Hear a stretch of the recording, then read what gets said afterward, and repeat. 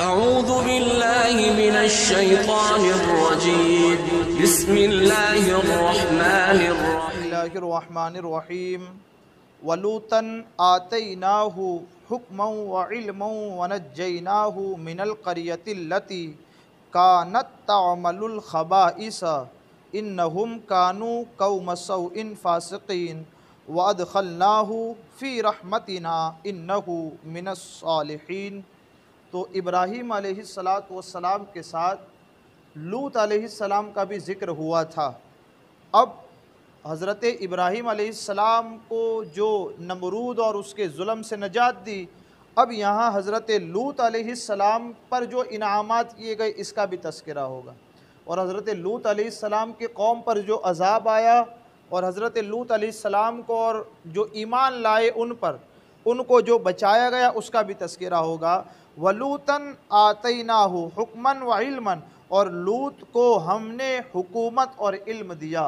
سبحان اللہ، علم و حکمت سے لوط علیہ السلام کو مالا مال کیا۔ علم و حکمت ایک تو ابراہیم علیہ السلام کا ساتھی بنایا، سبحان اللہ، یہ بھی ایک بڑا کمال ہے، اور کمال اس پر یہ بھی کہ آپ کو بھی نبوت عطا کی گئی، حضرت لوط علیہ السلام کو بھی نبی بنایا گیا، تو یہ علم اور حکمت بھی آپ کو دیا گیا۔ وَنَجَّيْنَاهُ، اور اسے من القریۃ التی، اور اسے اس بستی سے نجات بخشی، اور حضرت لوط علیہ السلام کو اس بستی سے نجات دے دی۔ کیسی تھی؟ کانت تعمل الخبائث، جو گندے اور برے کام کرتی تھی۔ ابھی تک ہم نے اور آپ نے سن رکھا ہے لوط علیہ السلام کی قوم کے بارے میں کہ جس میں مرد مردوں کے ساتھ بدفعلی کرتے تھے۔ یہ جو بہت مشہور بات ہے، یہ ہے اصل بات قوم لوط کی۔ اب نری اتنی نہیں ہے، قوم لوط کے 10 بہت بڑے گناہ تھے جس کے سبب اللہ نے ان پر عذاب ڈالا ہے۔ اب وہ 10 کون سے تھے اس کو ہم اور آپ سن لیتے پہلے، باقی یہ پھر رہ جائیں گے بعد میں۔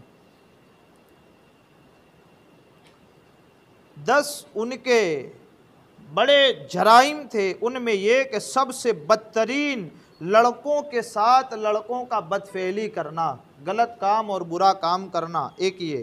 دوسرا حمام، مطلب باتھ روم، حماموں میں مردوں اور عورتوں کا ایک ساتھ ننگے ہو کر نہانا۔ حمام لگتا، پورے شہر کا کوئی بھی آدمی آتا، کوئی بھی عورت آتی اور سارے کے سارے ایک ساتھ ننگے ہو کر نہاتے۔ آج یہ انگلش کلچر کے اندر یہ وبا عام ہے، یورپین کلچر کے اندر یہ چیز بھی ہے، ٹھیک ہے۔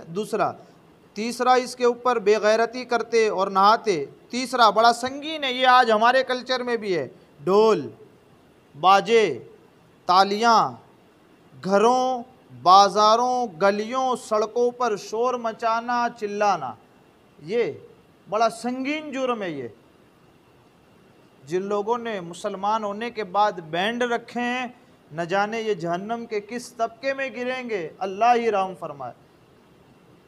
قوم لوط پر عذاب آیا اس سبب سے، اور عذاب کیسا آیا؟ پتھروں کی بارش ہو گئی ہے، جس پر پتھر گرتا اوپر سے نیچے تک زمین کے ساتھ سمیٹ دیا جاتا تھا۔ نظر اندازہ لگاؤ نا، ایک آدمی اگر 1-2 منزل کے اوپر سے گرے تو اس کا ہاتھ پیر کچھ رہتا ہے؟ میں نے کہا ہزاروں کلومیٹر دور آسمانوں سے پتھروں کی بارش تھی، کون اور کیسے بچا ہوگا کوئی؟ بارش کی بوندیں گرتی، ایسے پتھر گرتے تھے آسمان سے۔ چوتھا جرم کیا تھا ان کا؟ چوتھا جرم شرابیں پینا۔ 5واں جرم ہے داڑیاں مڈانا۔ داڑیاں رکھتے تو ہیں لیکن کتروا دیتے ہیں، یہ بھی قوم لوط کا فعل ہے، بچو اس سے۔ ارے ابھی تو جوان ہے، فیشنیبل داڑھی رکھیں گے، ادھر سے چھوٹی، ادھر سے چھوٹی، ادھر سے تھوڑی بڑی۔ آج کل نوجوان بس ایسی ہی داڑھی رکھتے ہیں۔ یہ قوم لوط پر عذاب آنے کا سبب بنا ہے داڑیاں رکھنا۔ کوئی نبی ایسا نہیں گزرا جس نے داڑھی نہ رکھی ہو، سبحان اللہ، کوئی نبی نہیں گزرا۔ ایک تو بتاؤ کہ جس کی یہ ہو کہ داڑھی نہ ہو۔ 1,24,000 کم و بیش انبیاء ہے، سارے کے سارے انبیاءوں کی داڑھی تھی۔ دیکھا، نبی ہو اور اس میں کوئی عیب والی چیز آ سکتی ہے، نبی ہو اس میں کوئی عیب والی چیز آ سکتی ہے، میں نے کہا نہیں آ سکتی نا، سارے انبیاء کی داڑھیاں یہ بات بتا رہی ہے کہ داڑھی سنت بھی ہے اور ساتھ خوبصورتی بھی ہے۔ اگر یہ خوبصورتی نہ ہوتی تو نبی کو نہ دی جاتی، نبی کو دی گئی ہے، وجہ اس کی ہے کہ یہ خوبصورت چیز، یہ چیز ہے۔ اس بات پر توجہ نہیں تھی جو ہو گئی آج، برابر ہے میری بات؟ یہ کمال والی چیز ہے، نبی کو ہر وہ چیز دی گئی جس میں کمال ہے، کوئی نبی آپ نہیں دکھا سکتے جس کی داڑھی نہ ہو، تو سارا کمال انبیاء کے پاس ہے۔ کہا امتیوں کیا کرنا ہے؟ کہا تمہارے نبی سے خیرات لینی ہے، انہوں نے جو کام کیا وہ کرنا ہے، ان کی کاپی کرنی ہے، کرو گے کیا؟ کہا میرے محبوب اور میرے انبیاء کے نقش قدم پر چلو گے پھر تمہیں نہیں دیکھا جائے گا، نبی کے نقش قدم پر چلے وہ بخش دیے جاؤ گے۔ بات یہ ہے، ٹھیک ہے۔ اس کے بعد داڑھیاں مڈاتے، مونچھیں بڑی بڑی رکھتے، پھر مرد ریشمی لباس پہنتے، یہ ویلویٹ کے کپڑے جو آج کل آتے ہیں اس کو ریشم کا لباس کہتے ہیں، مرد حضرات اس کو پہنتے تھے۔ یہ ایک محفلوں، سڑکوں، بازاروں میں کہا لگاتے، بے غیرتی کرتے، زور زور سے نہیں، ہم ہنستے کوئی جاتا ہے تو بڑا کہکا لگ جاتا ہے اور ایک ٹھٹھا اور ہنسی مذاق ہو جاتا ہے، کہ وہ لوگ یہ بھی کیا کرتے تھے، اور ایک سنگین جرم راستوں میں کھڑے کھڑے پیشاب کیا کرتے۔ یہ بھی ہے ہمارے یہاں بھی یہ تھوڑی سی وبا آ گئی ہے، بلکہ تھوڑی کیا زیادہ آ گئی ہے، تو اس سے بھی بچنے کی کوشش کریں کہ یہ 10 جرم ایسے تھے قوم لوط کے جس کے سبب اللہ تبارک و تعالیٰ نے قوم لوط کو تباہ اور برباد کر دیا۔ تو کہیں ایسا نہ ہو کہ وہ عذاب تو ہمارے اوپر آنا نہیں ہے، لیکن ظلم جو ہم کر رہے ہیں اور شریعت کے خلاف جو ہم کام کر رہے ہیں، کہیں اس کے سبب ایسا نہ ہو کہ ہماری روزیاں روک لی جائے، ہمارے بچوں میں بیماریاں ڈال دی جائے، ہمارے گھروں میں فتنہ اور فساد آ جائے۔ تو اس لیے ان 10 جرموں سے اپنے آپ کو خود بھی بچائیں، تاکید کریں اپنے بچوں کو، گھر میں بھی لڑکیوں کو لڑکوں کو نظریں رکھیں ان کے اوپر، کہیں ایسا تو نہیں کہ کوئی اس کام کی طرف جا رہا ہے تو اسے روکیں۔ یہ بڑے سنگین جرائم ہیں، ہے نا؟ جرائم کیوں ہم سنگین کہہ رہے ہیں؟ ایک چیز ہے کہ جرم کا ہونا، اور دوسری چیز کیا ہے کہ اللہ تبارک و تعالیٰ اور رسول ان کی طرف سے بتا دیا گیا کہ یہ جرم تھے جس کے سبب اللہ نے عذاب بھیجا، تو یہاں جرم بتا دیے گئے، کیا یہ جرم کرو گے تو عذاب آئے گا ہی، اس لیے ہم کہہ رہے ہیں یہ بڑے سنگین جرم ہے، ان سے خود بھی بچیں اور دوسروں کو بھی بچائیں۔ کانت تعمل الخبائث، یہ گندے کام کرتے تھے جس سے ہم نے لوط علیہ السلام کو بچا لیا۔ انہم کانوا قوم سوء فاسقین، بے شک وہ برے لوگ اور بڑے نافرمان تھے، ان کی قوم بڑی نافرمان تھی۔ 85 برس کی عمر قریب حضرت لوط علیہ السلام نے پائی، 85 برس کی عمر، بہت کم لوگ جس میں ایمان لائے، اور ایمان لانے والوں میں جتنے لائے وہ ایک بستی اور ایک جگہ جہاں حضرت لوط علیہ السلام، میں نے کل جو بات کی تھی کہ موتفقہ میں رکے تھے، اس موتفقہ سے ایک اور مقام تھا، وہاں کچھ مومنین جو ایمان لائے تھے وہ وہاں ٹھہر گئے تھے ہجرت کر کے۔ حضرت لوط علیہ السلام کو بھی اللہ نے حکم دیا، لوط اپنے ساتھ والوں کو لے کر تم بھی ہجرت کر جاؤ۔ حضرت لوط علیہ السلام اس جگہ سے وہاں گئے، اور اس کے بعد اس سارے علاقے کو تباہ اور برباد اور ختم کر دیا، سب پر پتھروں کی بارش آ گئی ان کے گناہوں کے سبب سے، صرف اور صرف وہ حضرات بچے جو اس جگہ تھے اور حضرت لوط کے ساتھ تھے، وہی بچے، باقی سارے تباہ اور برباد کر دیے۔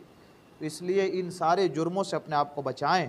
اور آگے فرمایا گیا وَأَدْخَلْنَاهُ فِي رَحْمَتِنَا إِنَّهُ مِنَ الصَّالِحِينَ، سبحان اللہ، وَأَدْخَلْنَاهُ فِي رَحْمَتِنَا، اور ہم نے اسے اپنی رحمت میں داخل کر لیا، فی انہو من الصالحین، بے شک وہ ہمارے خاص اور مقرب بندوں میں سے تھا، سبحان اللہ۔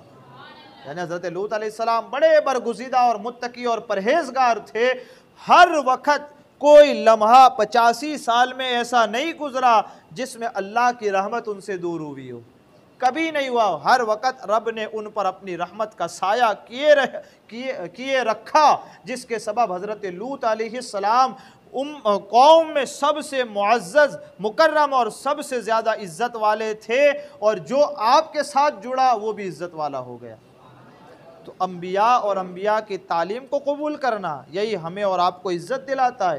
جو گناہ بیان کر دیے اس سے ہمیں اور آپ کو پوری کوشش کرنی چاہیے بچنے کی۔